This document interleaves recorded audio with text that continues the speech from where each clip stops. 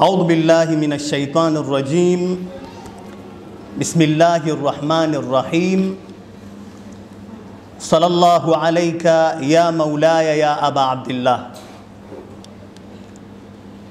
صلى الله عليك يا رحمة للعالمين، بشيرا ونذيرا وسراجا منيرا. صلى الله عليك يا ابن رسول الله، يا رحمة الله الواسعة ويا باب نجاة الأمة. صلى الله عليك وعلى الذين استشهدوا بين يديك. يا ليتنا يا أبا عبد الله كنا معكم فنفوز فوزا عظيما. يقول الله سبحانه وتعالى في محكم كتابه العزيز بعد أعوذ بالله من الشيطان الرجيم. بسم الله الرحمن الرحيم. إن الذين آمنوا وعملوا الصالحات سيجعل لهم الرحمن ودا. صدق الله العلي العظيم. السلام عليكم ورحمة الله تعالى وبركاته.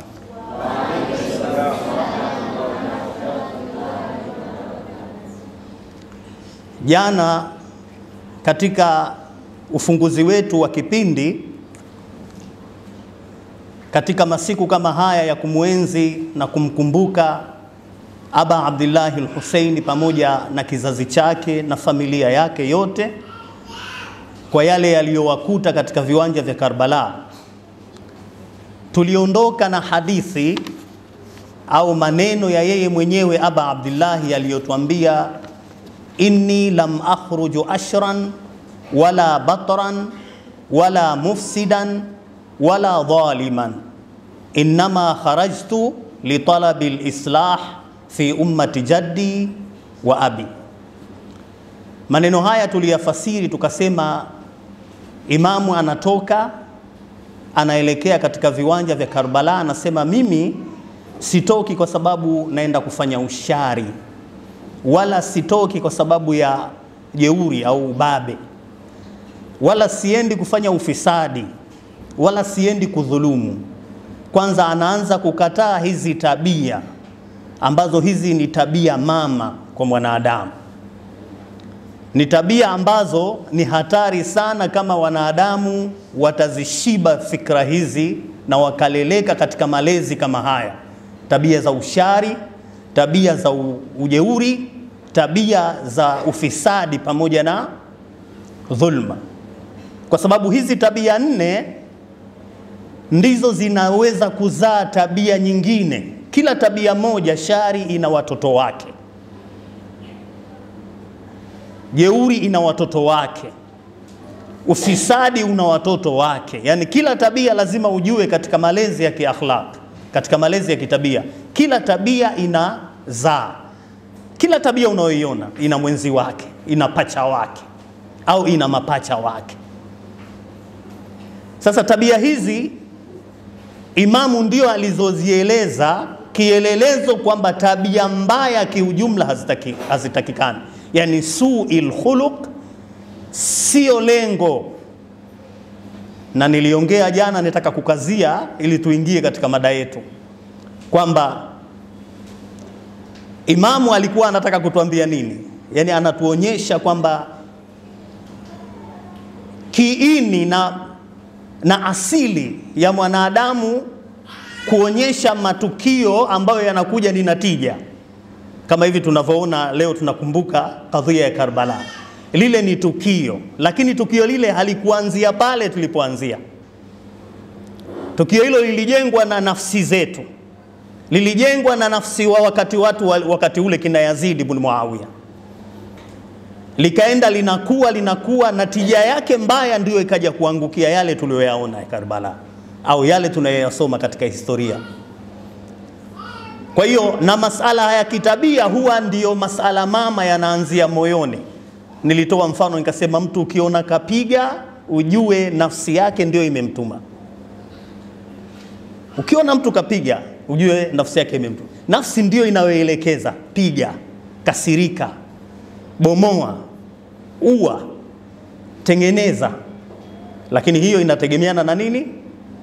Na malezi. Na nafsi inatakiwa kutambulikana, inatakiwa ijulikane. Isipojulikana, maana yake inakuwa ni mtihani mwingine. Na ndio maana katika surati Shams nadhani, wa nafsin wama sawaha faalhamaha fujuraha wa taqwaha qad aflaha man zakaha wa qad khaba man dassaha. Mwenyezi Mungu anaapia kuhusiana na nafsi. Anasema na naapa kwa kupitia nafsi hii, ambao nafsi hii nimeiumba mimi. Yani anatuonyesha Mwenyezi Mungu kwamba wewe una sehemu mbili. Kukamilika kwa mwanadamu kuna mwili na kuna roho. Kwa hiyo hii roho, angalia sifa zake, ina fujur, yani uovu, ina upande wa uovu, lakini vile vile ina upande wa wema. Faalhamaha fujuraha wa taqwaha. Mwenyezi Mungu ameipa maelekezo, ameipa muongozo. Nafsi inaweza ikaamua kuwa na wema na ikajua.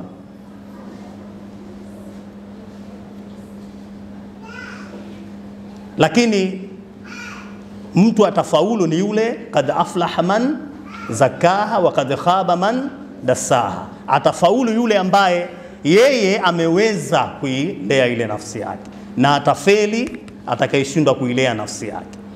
Sasa al-Imam al-Hussein, kiini ndicho kilichoanza kumtoa na ndiyo kilichoanza kumpeleka mpaka katika mazingira ya Karbala, kwamba hivi vitu mimi sitaki viwepo sasa hivi, sipendi viwepo. Lengo langu sio kwenda kupambana, nataka tu hivi vitu vitoke.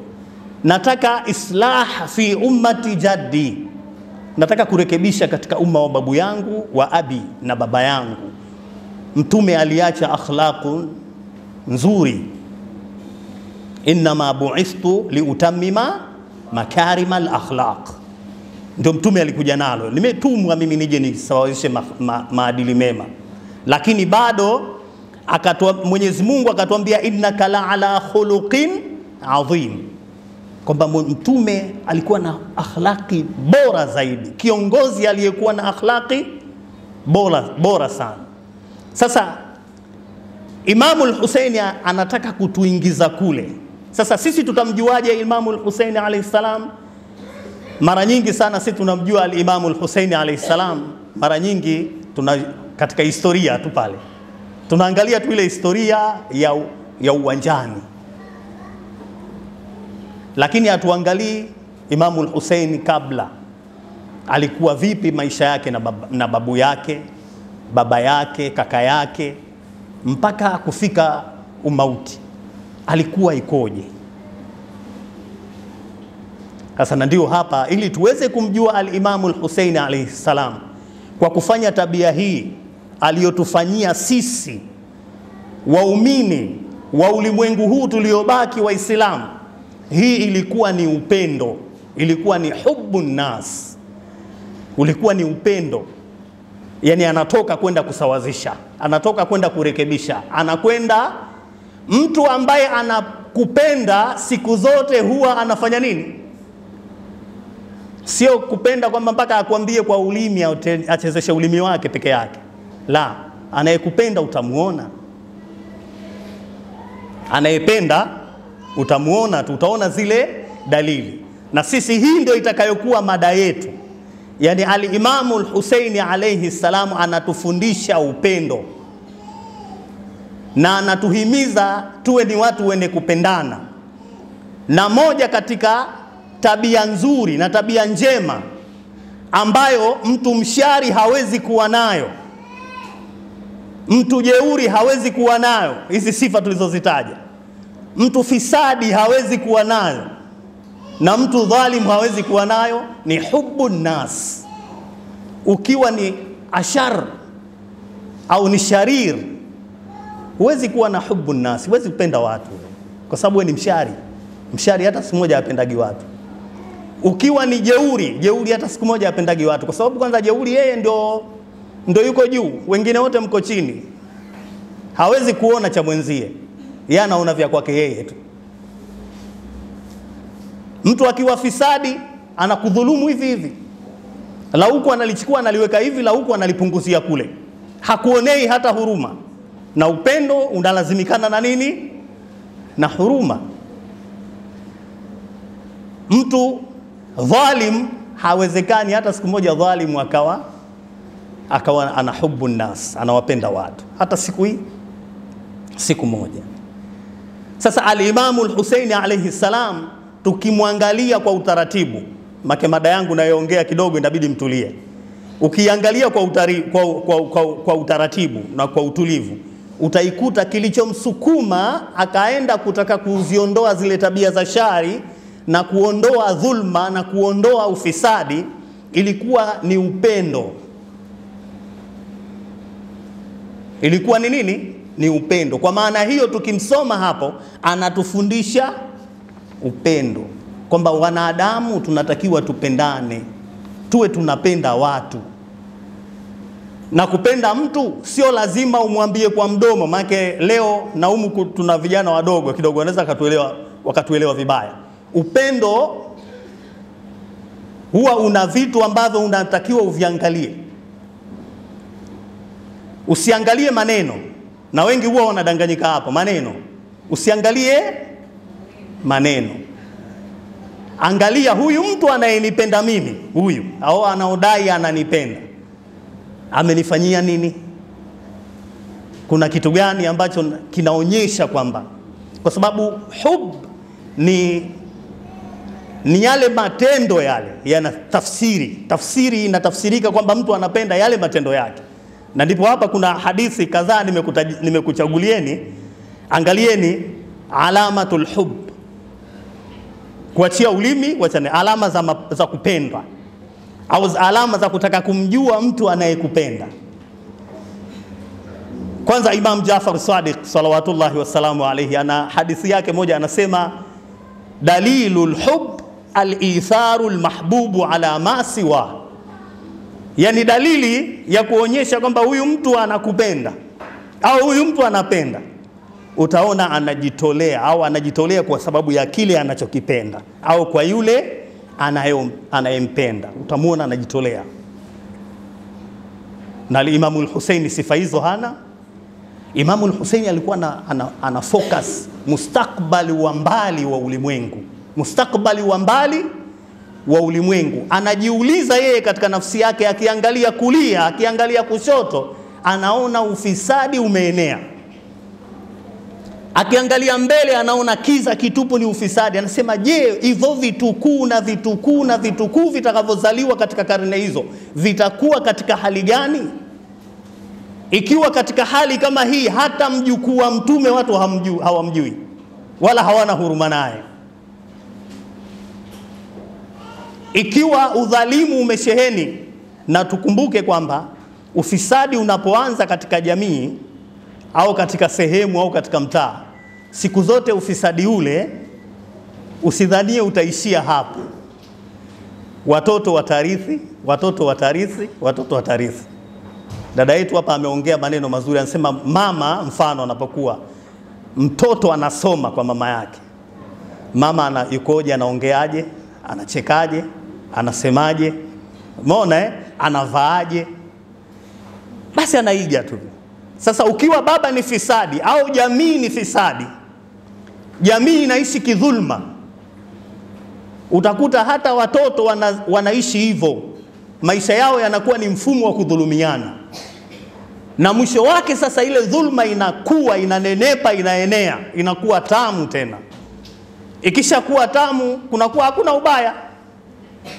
Yani dhambi, wewe lione hivi dhambi. Si mnajua madhambi Madhambi, kuna watu ukimwambia bwana hilo dhambi, anakuambia kweli dhambi, lakini mimi siwezi kuacha bwana.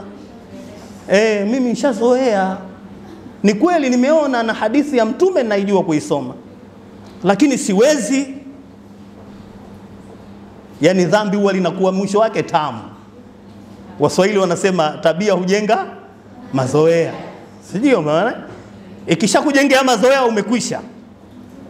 Sasa Imamu al-Husaini anapopenda watu, anavyofikiria mustakbali, babu yake ameondoka, ameacha dunia safi, inapendeza, inang'ara. kwa uadilifu, kwa kila kitu. Lakini imekuja sasa kwa muda mchache tu hali imebadilika. Ile hali ya utumwa, watu wamerudishwa katika utumwa. Mtume si alikuja akamaliza utumwa? Utumwa ulirudi. Mnalijua hilo katika historia? Utumwa ulirudi. Kina Bilal al-Habashi walikimbia kutoka wapi? Kutoka Madina akaenda kuishi mji wa Damascus, Syria. Kakaa kule mpaka siku moja anamuona Mtume Muhammad, anamwambia, ya Bilal, ma hadhihi aljafa. Bilal, we vipi? Mbona umekuwa mkavu namna hiyo, hata kuja kunizuru kaburini kwangu uji? Bilal ndo anakurupuka tena, anainuka, kwa sababu alikuwa anamjua Mtume ni nani na nafasi ya Mtume ni Bilal. Ndo anaondoka. Yaani hiyo ni ufupi tu kuangalia, lakini si Bilal tu, watu wengi sana walikimbia mji wa Madina kwa sababu ya kujiokoa nafsi zao. Sasa al-Imam al-Husaini alayhi salam, angalia mapenzi aliyokuwa nayo, akaamua ufisadi huu hauwezi kuisha kwa sababu umefika kilele. Mpaka mwenyewe alikuwa na maneno mazito, akawa anasema, idha buliyatil umma bira'in mithla Yazid fa ala al-islamu salam. Angalia maneno makubwa sana hayo, ujue yanaogopesha. Yani ni kilele cha kuonyesha hali ilivyokuwa mbaya maneno haya, kwamba kama umma huu utafikia utampata kiongozi mwenyewe ndio huyu, basi maana yake Uislamu tena bye bye. Uislamu si ndio unatufundisha maadili, unatuondosha shari, unatuondosha jeuri, unatuondoshea ufisadi na dhulma. Ndio Uislamu wenyewe, ndio kazi yake hiyo. Uislamu si ndio kufundishana mapenzi, hub. Tuko pamoja hapo Lakini vile vile kuna hadithi inatuonesha, man ahabbaka nahak. Mtu anayekupenda siku zote atakukataza. Najua humu kuna watoto wadogo, wengine mnakasirikaga sana nyumbani Mama akikufokea tu, wewe mtoto acha. Anambia, huyu mama naye bwana anakupenda. Na hata wakikupiga mijeredi saa nyingine anakutandika fimbo, nenda shule. Si kila fimbo ya chuki. Sikatai kama hakuna fimbo za chuki Kuna fimbo za chuki, kuna maneno ya chuki. Kuna maneno yanaumiza. Ushawahi kupewa neno wewe? Wiki 2 unabaki unalifikiria neno ulopewa. Wiki hizi 2 ulisahau wewe. Bora ungepigwa fimbo kuliko neno. Tuko pamoja Sasa si kila kupigwa au si kila kusemwa au si kila kukatazwa basi ujue kukatazwa kule watu hawakupendi. La, man ahabbaka nahak. Anayekupenda tu lazima atafanyaje? Atakuonya, atakwambia bwana acha bwana. Na jitu kinyume chake, kuna watu mshawahi kuona, napenda mimi kuongea mambo ili mradi mnielewe vizuri. Simshawahi kuona watu, kuna mtu hakupendi lakini ukifanya kitu cha kipuuzi anakusapoti sana. Mshawahi kuona? Ndio. Wapo watu ukifanya kitu cha kipuuzi anambia wewe noma wewe. Wewe yani wewe hatari sana. Sasa wachunge, waogope wale. Wewe mwenyewe si akili yako inatambua kwamba hili nilofanya mimi sio. Sasa mbona huyu ananisapoti? Yani mimi nimefanya ujinga, huyu ananisapoti. Umeona Yani ukae naye chonjo, huyo sio rafiki. Na wala hakupendi, hana chembe ya upendo kwako. Anataka kuingize shimoni. Sijui mnanielewa vizuri Lakini vile vile akatuambia Amirul Mu'minin Ali ibn Abi Talib, anasema man ahabba shay'an lahija bi dhikrihi. Mtu anayependa kitu utamuona anakitajataja, anakisema. Umeona Ndio maana Imam al-Husaini, inni lam akhruju asran wala batran wala mufsidan wala dhalima inma kharajtu li talabil islah. Anasema maneno haya anayakariri, maana yake si kwa maana kwamba anakariri tu. Anapenda mabadiliko, anataka watu warudi katika hubu. Lakini maneno ya mwisho kabisa anatuambia, innal mawadda yu'abbiru anha al-lisan. Hiyo ndio hatua ya mwisho kabisa. Mahaba siku zote ulimi huwa ndio unayafikisha. Yani wakati mwingine ulimi nao unasaidia, sio kila wakati lakini wakati mwingine ndimi hizi zinakuwa za uongo, lakini ni taabiri nayo vile vile inaweza ikaashiria mtu gani kukupenda. Lakini Imamu al-Husaini alayhi salam alikuwa anatetea msingi wa Qur'ani, kwa sababu Qur'ani inahimiza upendo. Yani ile toka yake alikuwa anahimiza nini? Upendo. Na Qur'ani inahimiza nini?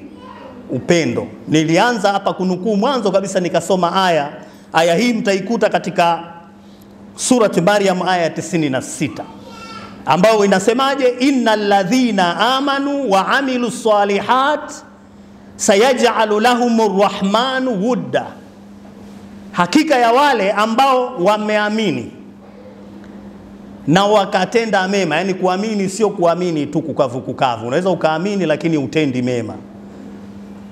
Uamini alafu action zako za imani zionekane, matendo yako unayoyaamini tuyaone. Na watu wengi huwa wanakosea hapa Watu wanadhania tu ukisema tu nimemwamini Mwenyezi Mungu mmoja na mtume wake Muhammad sallallahu alaihi wa alihi wasallama na siku ya kiyama na siku kadhaa, basi umemaliza. Ukimwamini Mwenyezi Mungu maana yake ufate na yale mafundisho yake, uache maharamisho yake, ufate maelekezo yake na halali zake, wewe uishi hivyo. Hiyo ndio alama ya nini? Ya upendo. Kwamba kweli wewe umeamini. Sio useme unamwamini Mwenyezi Mungu lakini wewe una chuki na watu. Wewe ni muongo. Haiwezekani ukasema kwa sababu huyo Mwenyezi Mungu ndio anayehimiza na ndio kaweka msingi huu wa kusema innal ladhina amanu wa amilus salihat sayaj'alu lahumur rahmanu wudda. Yeye mwenyewe ndo kasema kwamba wale walioamini na wakatenda mema, Mungu huwa ndio anayewapa mapenzi. Yani wanafika hali sasa wanapendana. Kwa maana kwamba imani na matendo, umeamini kisha ukatenda ulioyaamini. Mwenyezi Mungu si anaamrisha kupendana? Sasa umeamini alafu ukaja ukapendana kweli, lazima hubu inaongezeka ndani ya nafsi ya mwanadamu. Tena inaongezeka kwa kiasi kikubwa mno. Utajikuta automatically unaanza kuwapenda watu. Haya kuleha. Lakini kabla hatujafika mbali, kwanza tujue maana halisi. Kwa lugha nyepesi tuiweke sawa hii maana halisi ya hub. Tunaposema neno kupenda, maki hapo tumeanza na mifano, lakini tukirudi kwa wataalamu wa malezi ya kitabia na akhlaqi, wanatuambia, wanatufundisha nini? Wanasema kwamba alhub huwa injidhabil qalbi nahwa al-akhar bisababi kamali yarahu almuhib fil mahbubi. Anasema kwamba tunaposema neno hub ni ile hali ya mvuto wa kimoyo, yani nafsi ambapo panakuwa na imani hapa katika nafsi, huwa inavutika na upande wa pili. Awe ni rafiki kampenda rafiki yake, awe ni muumini kampenda muumini mwenzie, awe ni dada kampenda dada mwenzake, awe ni kaka kamkubali kaka mwenzie. Yani na upendo tunausema hapa kwa maana pana. Awe ni mtoto kampenda baba, awe ni baba kampenda mtoto wake, mama hivyo hivyo kadhalika.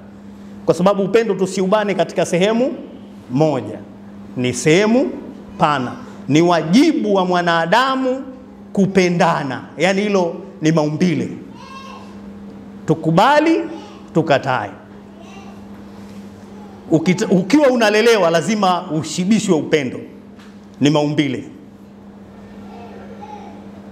Na ukikosa kupendwa ni shida. Ndio kama vile niligusia jana kidogo nikasema ni shida hapa. Tunazaa mtihani, karitha.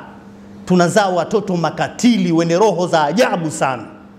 Wameumizwa kwa sababu walikuwa wadogo, wanakuwa hakuna aliyeweza kumjali hata siku moja. Amekuwa na maumivu, sasa anahitajia ile hubu. Ni kama chakula.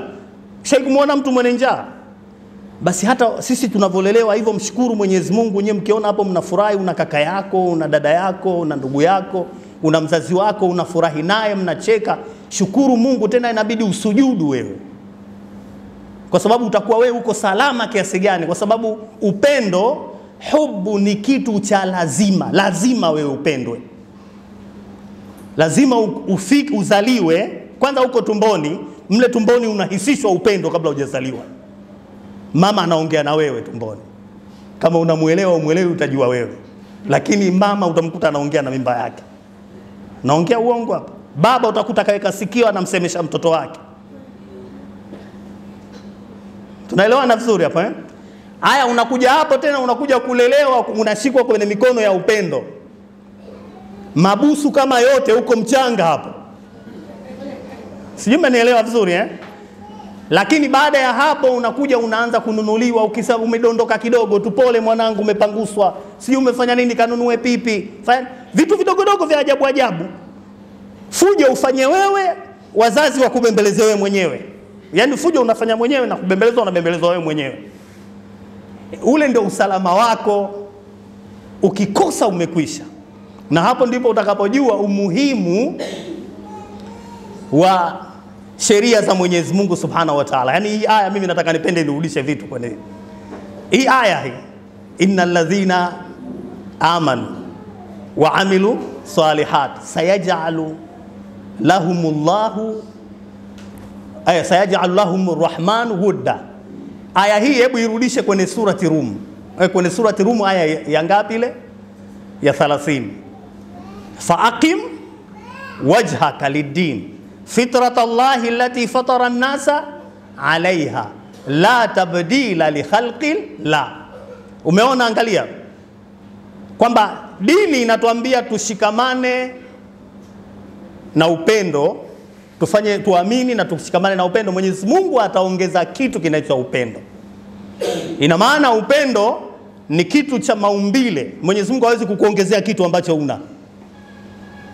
Yaani Mwenyezi Mungu kashakuumba, siku akikupa upendo maana yake moyo wako unafiti kukaa upendo. Na ndio maana huko akasema nini? Fa'aqim wajhaka lid-din. Dini ni aya kama hizi za Qur'an. Ni maneno ya Bwana Mtume wanayohimiza hubu. Kwa hiyo maana yake sasa, ukienda kinyume umepotea. Ndipo hapo panapozaliwa watoto makatili, wanakuja kutaka kulipiza visasi. Manake ana njaa tangu utotoni. Kwa hiyo yeye sasa, kwa sababu si aliumia, kwa hiyo unajua kinachokuja, yeye atakuwa naye anataladhaz kuona watu wanaumia.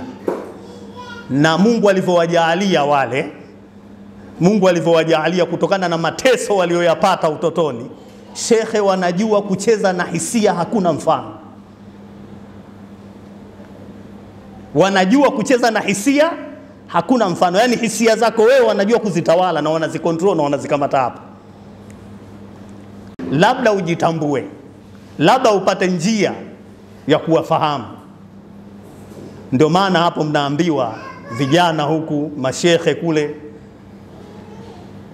na vijana mabinti huku. Ndio maana Mtume akasema, jamani, mnapokwenda kutaka kuoa au kuolewa, chunguzeni. Usije ukaenda kuoa mtu ambaye alikosa malezi, atakuumiza. Wallahi atakutesa sana.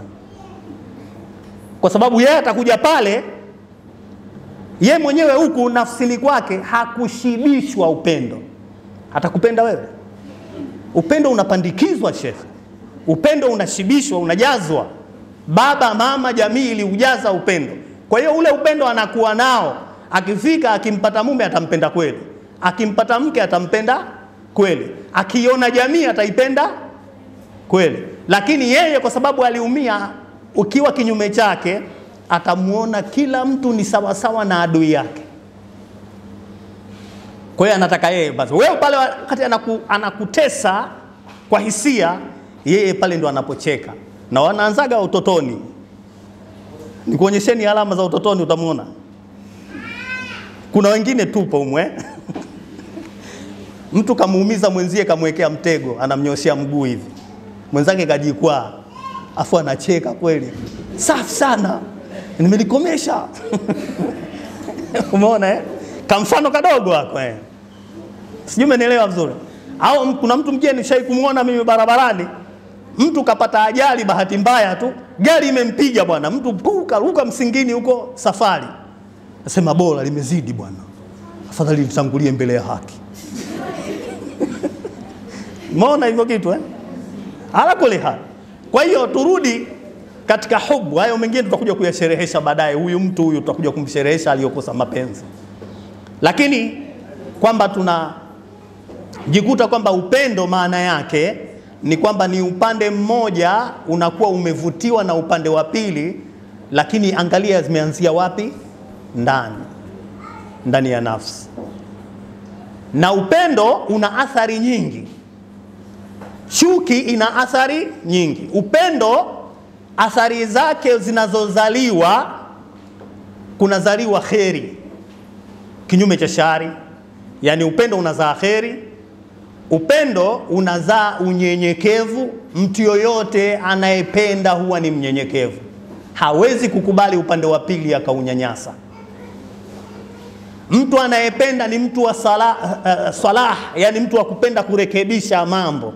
Likikosekana ili kuna hapa wamekwazana kidogo, kuna mambo yamepungua, utamuona mbio anafanya nini?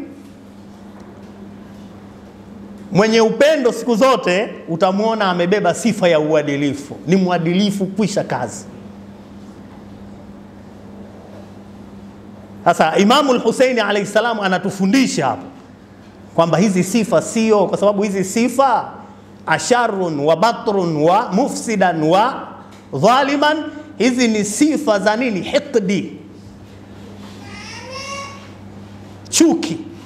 Umeona zote, kila umuona mwenye hiqdi au haqid yoyote ni mshari, haqid yoyote ni jeuri sana, haqid yoyote yule yani lazima utamkuta ni mtu mwenye kuharibu mambo mno, fisadi mwisho wa matatizo. Haqid yoyote yule lazima atakuwa anawadhulumu watu sana tu, atadhulumu mno, hana huruma hata kidogo wala hata chembe. Lakini hapa kuna nukta muhimu inabidi leo tuisome. Tumeshaelewa maana ya upendo, tumeshaona utangulizi wa upendo, na vile tumemjua Imamu al-Husaini alayhi salam kwamba ni imam aliyepigania ubinadamu, kwa sababu alikuwa anawapenda binadamu wenzie, anawapenda watu. Sasa turudi, upendo umegawanyika, yani una vigawanyo. Kuna hubbullah, kuna hubbu al-awliya Allah, kuna hubbu al-mu'minin, na kuna hubbu an-nas ambao ndio mada yetu. Kuna hubbu an-nas, yani kumpenda Mwenyezi Mungu, kuwapenda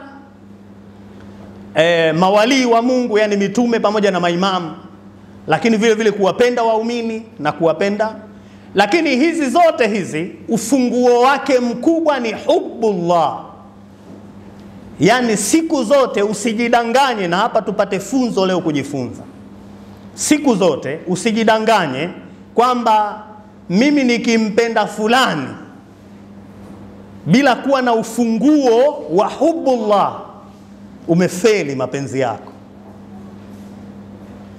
Mimi nikimpenda mtume pamoja na maimamu, lakini nikaingia moja kwa moja mzima kumpenda mtume na imamu, nimefeli. Mapenzi yangu yatakuwa hayo.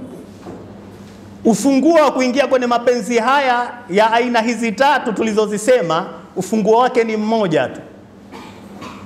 Yoyote anayempenda Mwenyezi Mungu ndio atakayewapenda watu. Yoyote anayempenda Mwenyezi Mungu ndio atakayependa mitume na mawali. Yoyote anayempenda Mwenyezi Mungu ndio huyo atakayependa watu na jamii yake iliyomzunguka.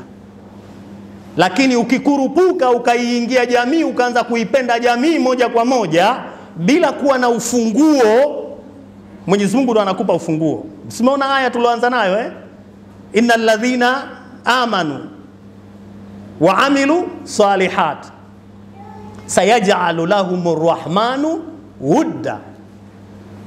Yani wale wanaopenda Mwenyezi Mungu ndo anakupa mapenzi, anayatoa Mungu. Sheikh, Wewe amini utakavyoamini, lakini ukitaka uwapende watu, kwanza anza kumpenda Mwenyezi Mungu. Upendo wa watu shekhe unasumbua sana.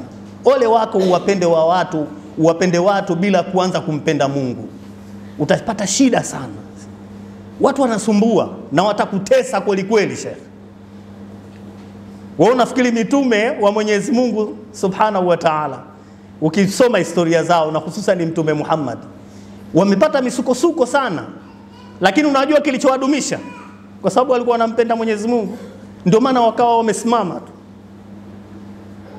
Lakini wewe na mimi leo, mpende mtu uone, alafu mtu yule awe sio anayependeka, angalia atakavyokutesa, na pengine utakimbia, utasema kama mijitu hii ndio hivi, hapana basi natosha, siwezi mikukana namna hii. Lakini ushai kusikia mitume wanawakimbia waja wao mpaka apewe amri na Mwenyezi Mungu, sasa hapa ondoka, nenda mji fulani hapa basi. Kwa hiyo angalia, inatotakiwa ni lazima sisi tuweze kufanya nini? Kwanza tuanze ufunguo huu wa kumpenda nani? Mwenyezi Mungu Subhanahu wa Ta'ala. Na hapa Imamu al-Husaini alayhi salamu anatufundisha maneno mazuri sana katika dua. Alikuwa Imamu al-Husaini alayhi salam akiomba dua, miongoni mwa dua zake ndo anataka kuelekea Karbala, anasema ilahi anta alladhi azalta al-aghyara an qulubi ahibbaik hatta lam yuhibbu siwak. Asema Mwenyezi Mungu, ya Rabbi, wewe ndio umeondoa lile pazia katika nyoyo za vipenzi wako mpaka wamekuwa sasa wanafikia hawaoni cha kukipenda isipokuwa lazima wakupende wewe. Yani hawaoni. Hapa Imamu anataka kutufundisha kitu kwamba yani wewe ndio umeondoa pazia fulani, yani watu wakupende wewe kwanza.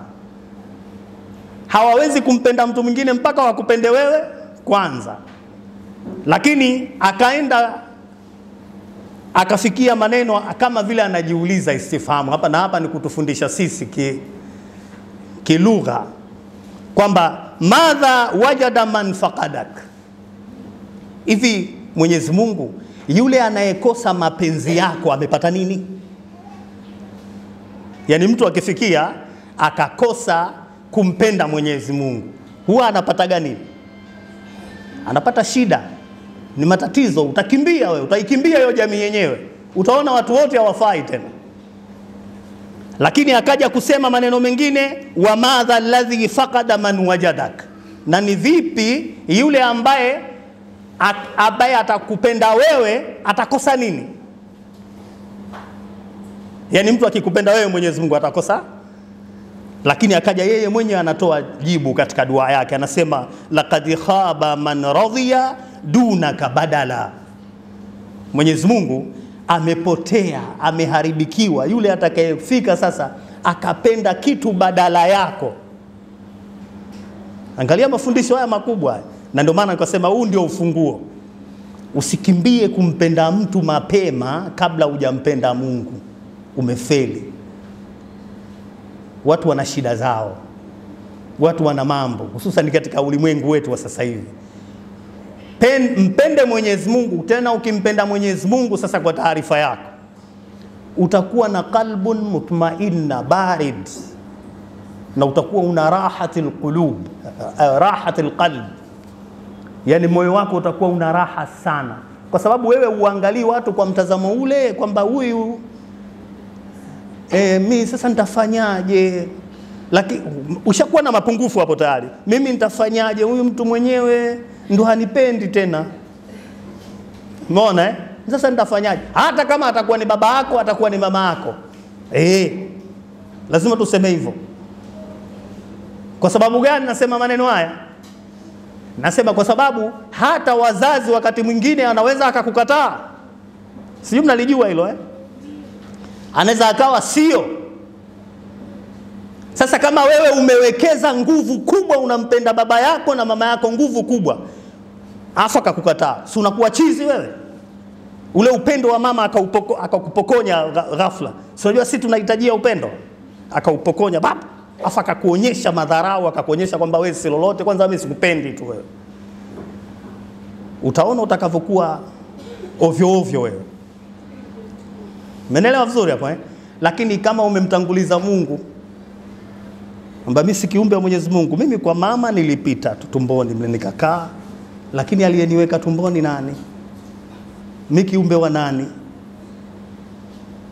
Sijui umenielewa vizuri hapo Mpende Mwenyezi Mungu, utaona atakufungulia, utaanza kuwapenda watu wote duniani. Na utakuwa hata wasipokupenda wewe, kwa sababu unajua anayestahiki kupendwa namba moja ni nani. Tunaelewana vizuri hapo Anayestahiki kupendwa namba moja ni nani? Utajua. Haya, ala kule hali.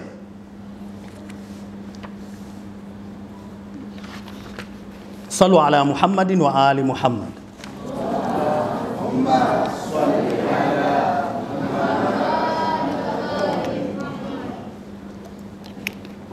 Na hapa tuweke kidokezo ambacho Imam Zainul Abidin Ali aliyeshuhudia vita na mapambano na mpaka kushuhudia baba yake akiuawa, Imamu Ali ibn al-Husayn Zainul Abidin, akishuhudia Imamu al-Husaini anavyofanyiwa ukatili ule, na yeye alikuwa ni mgonjwa sana. Anatufundisha kitu kimoja, na anaonyesha kabisa kwamba katika kupenda unaweza ukapenda sana watu, lakini ikawa kupenda watu ni nar. Menelewa vizuri hapo Kupenda watu ni moto Sheikh, tena moto mkubwa sana, kwa maana watakusumbua. Sasa Imamu anatufundisha daraja la juu sana. Ukitaka ufaulu katika maisha haya, yani wewe wekeza kwa Mwenyezi Mungu kila kitu. Wekeza kwa Mwenyezi Mungu, upendo wako uwekeze kwa Mwenyezi Mungu 100%. Mpende Mungu 100%. Ukimpenda Mwenyezi Mungu 100%, huwezi wewe kuona tatizo. Kila mtihani utakaokuja, kila changamoto itakayokuja, wewe utakuwa unaiona ya kawaida tu. Kila changamoto, watu wakikusumbua, watu wakikuletea mitihani ya ajabu ajabu, watu wakikuletea vyovyote vitakavyokuwa, wewe utaona kawaida. Angalia kilele anatufundisha Imamu Zainul Abidin kwenye dua yake. Siku moja mwenyewe amekaa analia, na Imamu Zainul Abidin ningependa kumtaja kidogo hapa. Katika watu walioandika dua wakazipanga vizuri dua, kitabu kamili kinaitwa Sahifa Sajadia. Kitabu kina dua nzuri sana, hiko kinapendeza sana kuwa nacho kwa mwanafunzi, na sio mwanafunzi, kwa mtu yoyote mzima. Kuna dua nzito sana. Moja katika dua zake anatufunza kwamba angalia kiasi gani yeye alivyokuwa anamtazama Mwenyezi Mungu, mpaka kiasi kwamba anafika anasema, Ilahi la in dakhaltani nar la ukhbiranna ahliha anni uhibbuk. Mwenyezi Mungu, yani mimi hata kama utafikia utaniingiza motoni, yani ukanichukua hivi nilivyo ukanitupa motoni pup, yani mimi nitaendelea kuambia watu mimi nakupenda wewe. Hebu imagine, hiyo ni imani ya hali gani? Sio imani ya kawaida. Na hapa tunafundishwa usiangalie peponi. Ukiangalia peponi hapa kwa sura ya moja kwa moja utasema sasa shekhe anatolea mambo ya peponi tena. Pepo huwa inaanza duniani, kwa taarifa yako. Si mnalijua hilo? Ad-dunya mazra'atul akhirah. Dunia ndo mazraa ya kwenda akhera. Ukivurunda duniani, motoni umeenda. Kwa hiyo duniani utapata shida na akhera unapata shida. Hivi mnajua kama kuna adhabu mbili? Kuna adhabu ya duniani na kuna adhabu ya unapoishi kidhambi dhambi, unapoishi kimaasi maasiya. Ujue wewe mwenyewe pale upo katika matatizo tu, huna amani. Si unaishi kidhambi dhambi, tuko naishi na hofu, kalak, wasiwasi. Yani ni mtu ambayo unajikaza tu, lakini unaishi kwa wasiwasi fulani, watu wasikugundue, watu wasikuone, unajificha ficha. Sijui mmenisoma vizuri hapo Kwa sababu wewe ni muovu.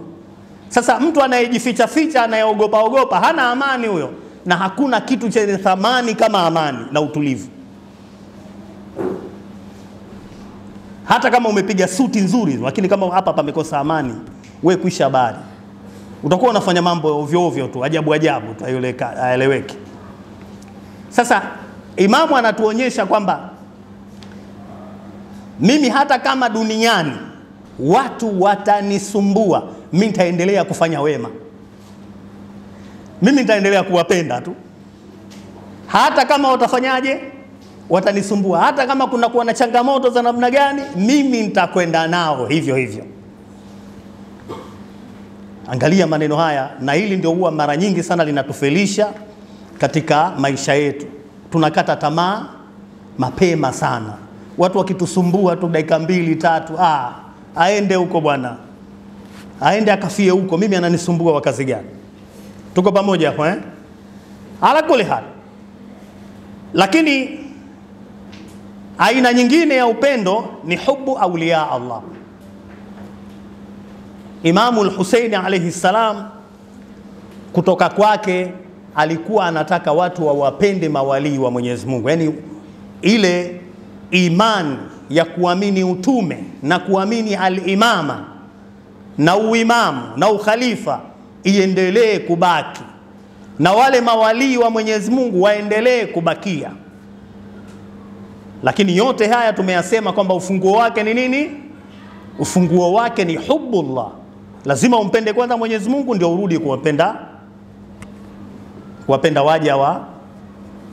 waja wa Mwenyezi Mungu ambao ni mitume na kadhalika.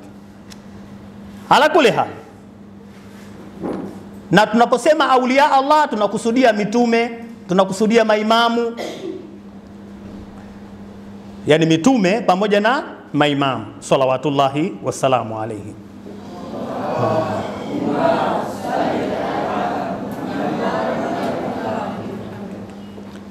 Kuna hadithi hapa bwana mtume mwenyewe anasema maneno yake, na mkumbuke kwanza kabla sijaisema hadithi hii, mtume anasifiwa na Mwenyezi Mungu sifa hizi 2 hadi 3, lakini nitazisema 2. Sifa ya kwanza,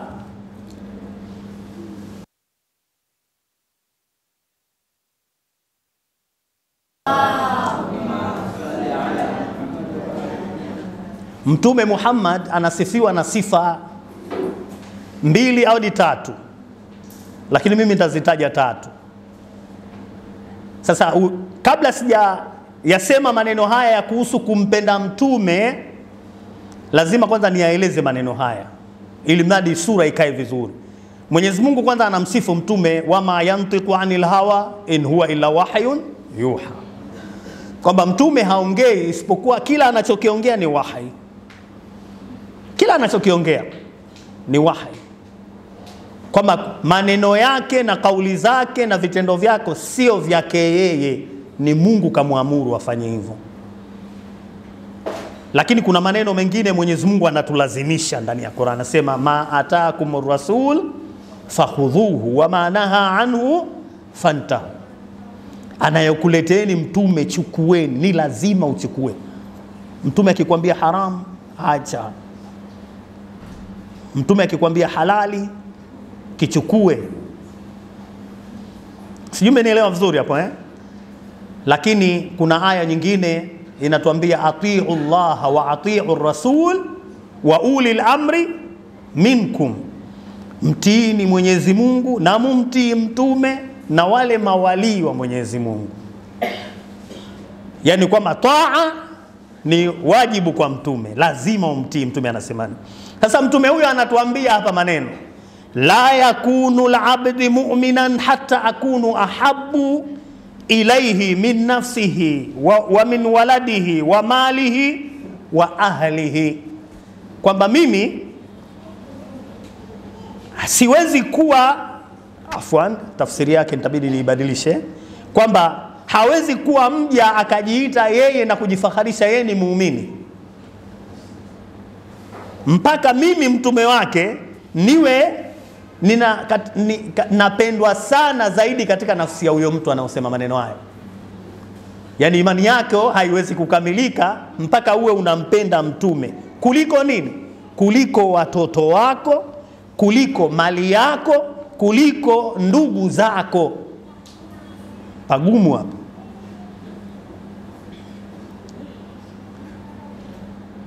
Angalia upendo jinsi unavyosemwa na Bwana Mtume, kwamba lazima katika mambo ambayo yanaweza yakasababisha watu wakafaulu katika maisha ni kile kitendo cha kumpenda Mtume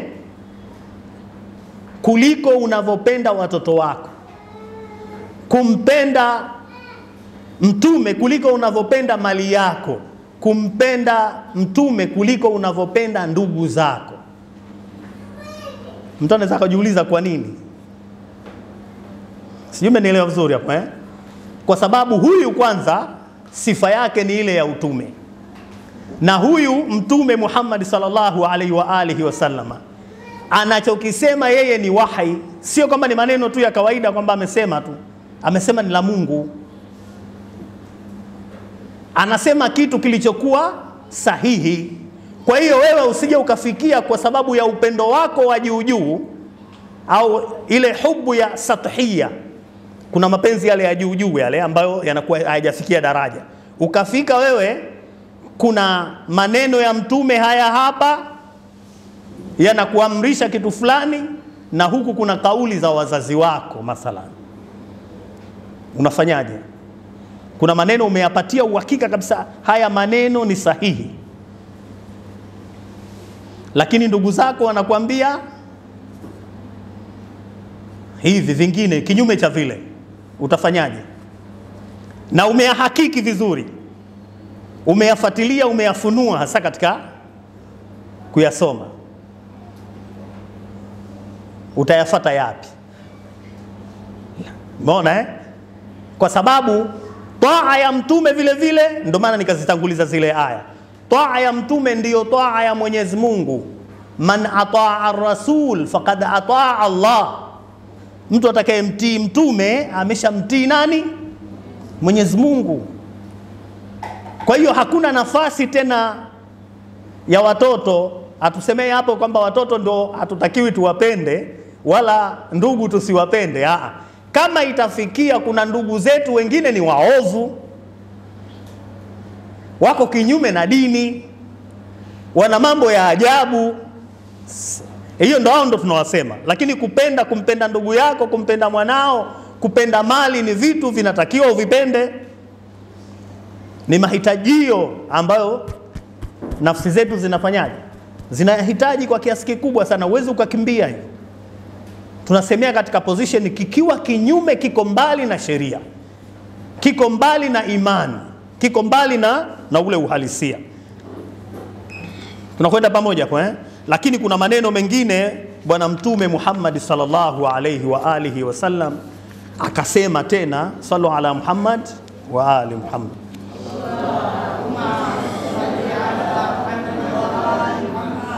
Anasema la yu'minu abdun hatta akunu ahabbu ilayhi min nafsihi wa yakunu itrati ahabbu ilayhi min itratihi.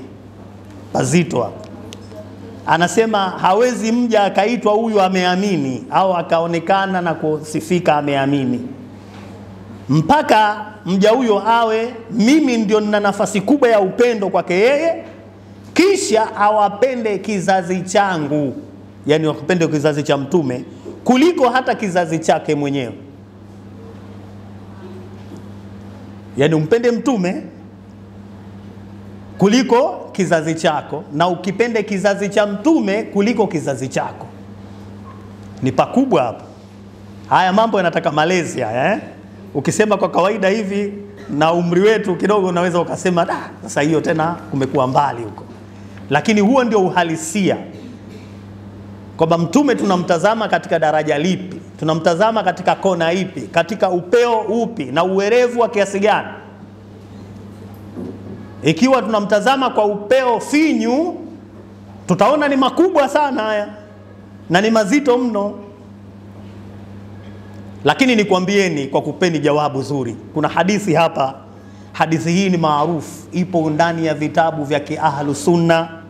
Hadithi hii ipo ndani ya vitabu vya wapenzi wa Ahlul Bait, hakuna kitabu ambacho hadithi hii kitabu cha hadithi akijaandika, ambao hadithi hii inasema hivi: Husainun minni wa ana min al-Husain, ahabba Allahu man ahabba Husaina.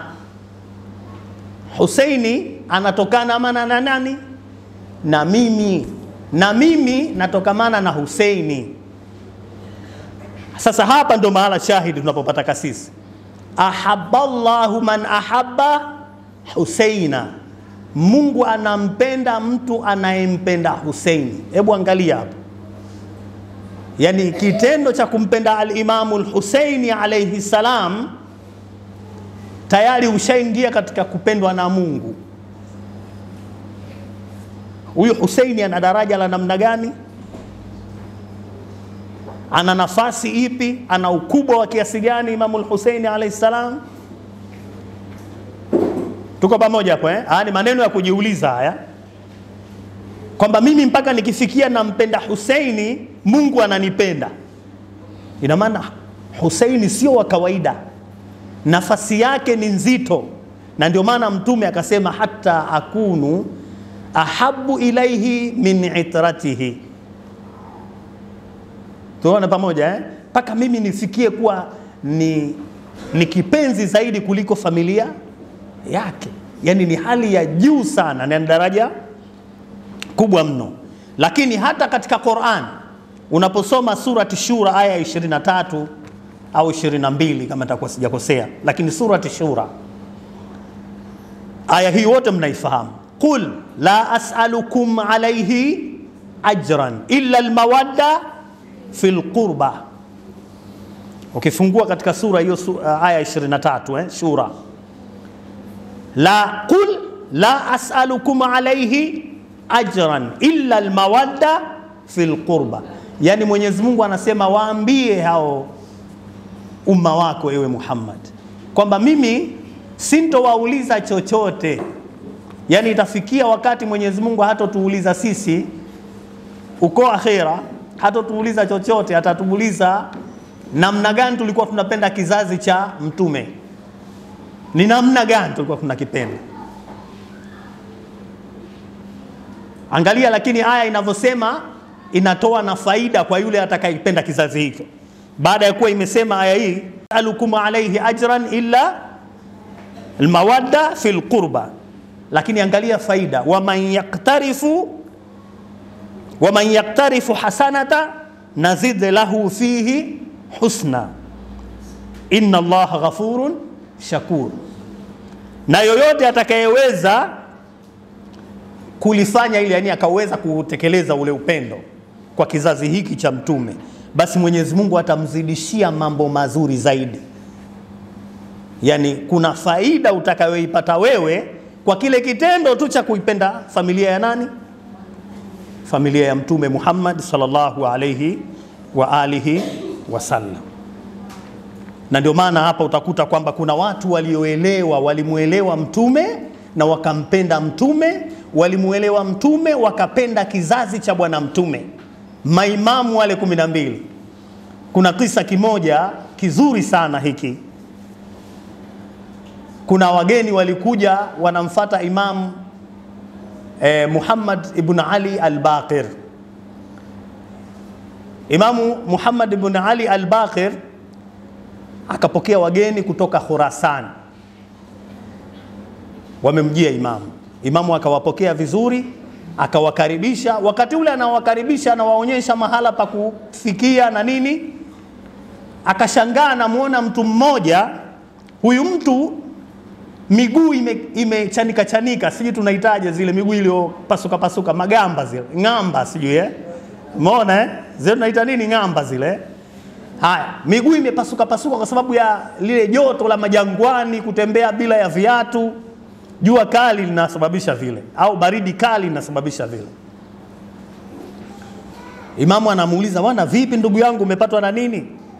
Yule bwana anamwambia Imamu, "Hii ni safari ndefu, nimetoka Khurasani mpaka Madina na ni masafa, safari ya masiku hiyo." Imamu akabaki anasikitika, lakini kwa kumuonea huruma Yule bwana akasema, anamwambia Imam, mimi wallahi ma jaani min haythu ji'tu illa mahabbatikum ahla albayt alayhim assalam. Anasema mimi akijanileta chochote, yani nimekubali nipasuke ngamba kule, miguu yangu ipasuke, lakini kwa sababu ya nini? Ya upendo wenu nyinyi ahlul bait. Yani mimi nawapendeni nyinyi. Lakini sikia maneno mazuri yaliyozidi, na haya maneno haya muende mnayatafakari mkienda nyumbani. Angalia Imamu alivyosema. Alijibu maneno haya, naam, ma ahabbana abdin illa hasharahu Allahu ma'ana. Hakuna siku mtu mja akatupenda sisi isipokuwa siku ya kiyama kwanza tutafufuliwa naye. Yani ile wakati wa kufufuliwa, wewe unafufuliwa na kizazi cha mtume. Lakini hakuishia hapo. Imamu akasema, wa halidini illa almahabba. Hapa pale ndio tunapata, kama mimi nimesema pahala pa kujifunza. Akasema hivi, dini mimi sioni chochote. Yani amekuja kwa mfano wa istifham. Kuna maswali yale yanakuuliza lakini anataka kukupa elimu. Anasema mimi sioni katika dini isipokuwa naona mapenzi tu. Wa halidini illa almahabba. Alafu akaisoma aya, qul in kuntum tuhibbuna Allaha fattabi'uni yuhibbukumullah. Subhanallah. Imamu akamwambia baada ya kusoma maneno, kwa dini hivi, dini si ndio mapenzi? Mapenzi si ndio dini?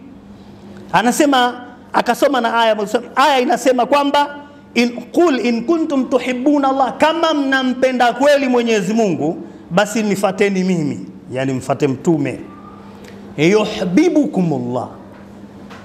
Na hii ndio faida ile, wa man yaktarifu hasanata nazid lahu husna. Na yule atakayekubali kuwapenda ahlul baiti, maana yake Mwenyezi Mungu atamzidishia. Yani atazidisha nini? Yuhibbukumullah. Mwenyezi Mungu lazima awapendanishe. Mtashangaa tu automatically kila mmoja anavutiwa na mwenzio. Kila mmoja anamhitaji mwenzie, lakini sharti ufunguo ilikuwa ni nani? Mungu. Kisha ikateremka kwa nani? Kwa mtume. Basi mtajikuta wenyewe kwa wenyewe mnaanza. Sasa mimi nilikuwa napataka maneno hapo, kapata fakarini sana hapa. Wa halidini illa almahabba. Hivi dini inawezekana kweli ikawa isipokuwa mimi sioni ni mahabba, tunaona upendo tu. Sasa tunawatafsiri vipi wale wanaodai wao ni Waislamu alafu hawana chembe za upendo kwenye nyoyo zao? Unakuta jitu ni katili, jitu ni korofi, yani kila aina ya tabia za ajabu ajabu limebeba lenyewe. Mathalan, umeona ile tabia za ushari, umeona yani mshari anapenda kusumbua watu, penda mambo ya ajabu ajabu, fitna, nifaq, kudhulumu, haki ya huyu akaichukua akaipeleka kule na ya yule akaichukua akairudisha huku. Yani nani Muislamu huyo? Yani watu wengine wanaridhika atakapokuwa tu kwamba yeye ikifika muda wa swala, Allahu akbar, akaonekana katika milango ya msikitini kutwa mara 5, anajua amemaliza pale. Bado kuna tafsiri nyingine. Wakati mwingine hizi swala tunazoziswali na nyiradi tunazozivuta zinatakiwa zitafsirike barabarani, majumbani, katika maisha yetu ya kila siku. Na zitatafsirika vipi hizi? Zitatafsirika pindi tutakapoona wewe unapendwa na watu mtaani, unapendwa na watu ofisini kwako, unapendwa na watu kwenye taasisi yako mathalan, unapendwa na watu, wewe ni mwalimu, wanafunzi wanakupenda.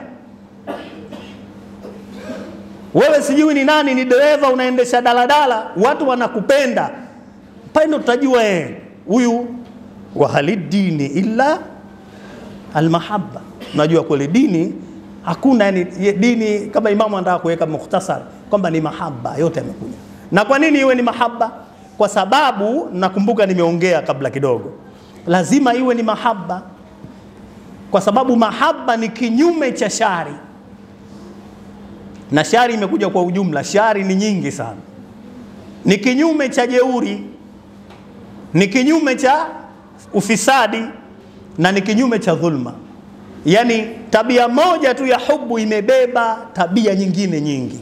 Kwa hiyo siku yake ukiwa una tabia ya upendo, maana yake wewe umebeba tabia nyingine njema nyingi sana. Hauna tabia moja. Uadilifu wewe ndio utakayekuwa nao. Anayependa ni mwadilifu, anayependa si fisadi, yani anakuwa ni mtu wa salaha, wa kurekebisha. Anayependa ni mtu anayetaka kheri daima, mwepesi kusaidia jamii yake. No. Ala kuli hal, mimi nadhani kutokana na wakati wetu na mazingira yetu, inshallah tutakuja kumalizia katika darasa zinazokuja inshallah, kwa sababu majlisi bado zinaendelea. Ila tumefika leo katika kuangalia kigawanyo cha pili cha hubbu awliya Allah. Kwanza hubbullah tumeimaliza, tumekuja hubbu awliya Allah, na kisha inshallah tutakuja hubbul mu'minina wa hubbun nas kwa ujumla, tutakuja kuvifasiri kesho vizuri zaidi. Allahumma ja'alna indaka wujuhan bil Husaini alayhi salam fi dunya wal akhirah. Allahumma arzuqna shafa'ata al Husaini yawm al wurud wa thabbit lana qadama sidqin ma'al Husaini wa ashabil Husain. Allahumma ya man idha tadayaqat al umuri fataha laha baban lam tadhhabu ilayhi al awham bihaqqi Muhammadin wa ali Muhammad, وافتح الأمور المتضايقة بابا لم تذهب إليه الأوهام بحق فاطمة وأبيها وبعلها وبنيها وسر المستودع فيها. والحمد لله رب العالمين. اللهم صل.